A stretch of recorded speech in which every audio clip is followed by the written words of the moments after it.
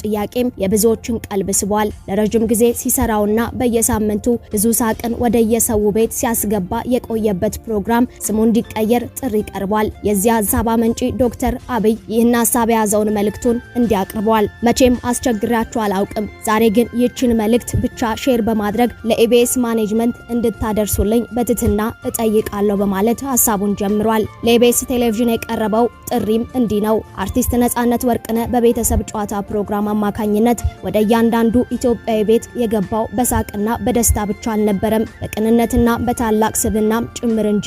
ይህ ፕሮግራም ዛሬ ለደረሰበት የዝና ጣሪያ የነጻነት ድርሻ የማይተካ ነው። ፕሮግራሙ ከስሙ በላይ ሆኖ ህዝብ ልብ ውስጥ አስርጾታል። ነጻነት ህመሙን ችሎና ደብቆ ለሙያው ያበረከተው መስዋዕትነት ታላቅ ትምህርት ነው። የገዛ ስቃዩን በፈገግታ እየሸፈነ እኛን ለማስደሰት ሲል የከፈለው ዋጋ በገንዘብም ሆነ በምስጋና መተመን አንችልም። ሰውነቱ እየዛለ ውስጡ እየተሰቃየ እርሱ ግን ለጥበብና ለተመልካቹ ባለው ፍቅር ብቻ ሳይሰልች አገልግሏል። ይህ አይነቱ ለሙያ የመታመን ጥግ በታሪካችን ውስጥ በደመቀ ቀለም ሊጻፍ ይገባዋል።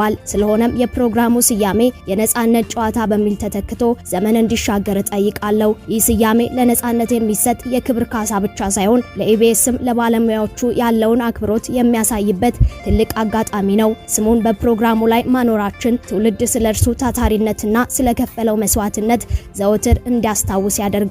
ጥበብ ሰውን ታከብራለች፣ እኛም የጥበብ ሰዎችን እናከብራለን።